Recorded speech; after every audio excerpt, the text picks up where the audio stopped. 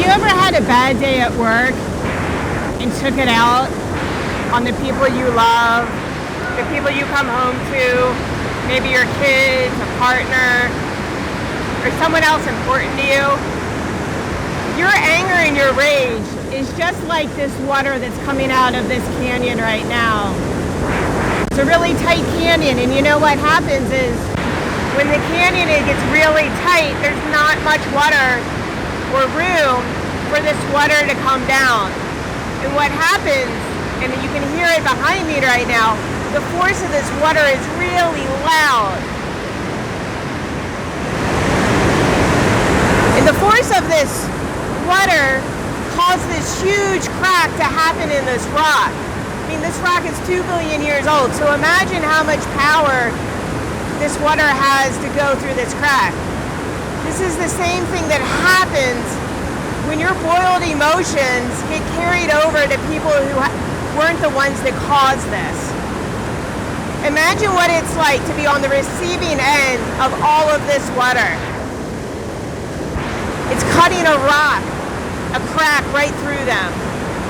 And I bet your loved ones don't appreciate being on the other side of this. I've seen kids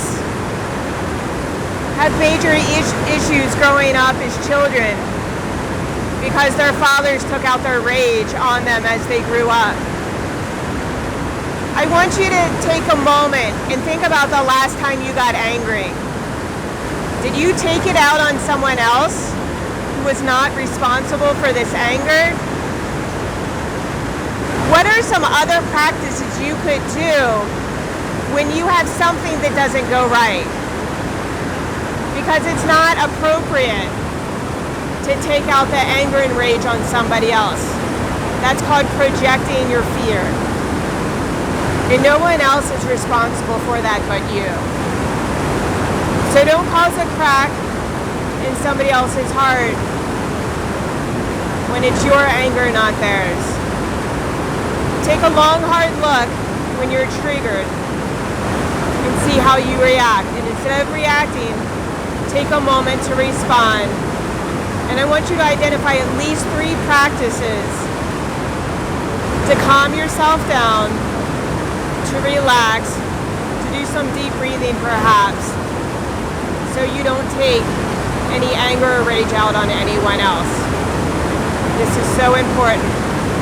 This is a huge lesson because at some point we've all done it to other people and we've also been on the receiving end of it. If we want our world to grow, it takes all of us to work on our emotions. Make sure you're not on the receiving end of that water coming right towards you. And don't do it to others either. Come join me. This is Lora Polowczuk on an adventure soon.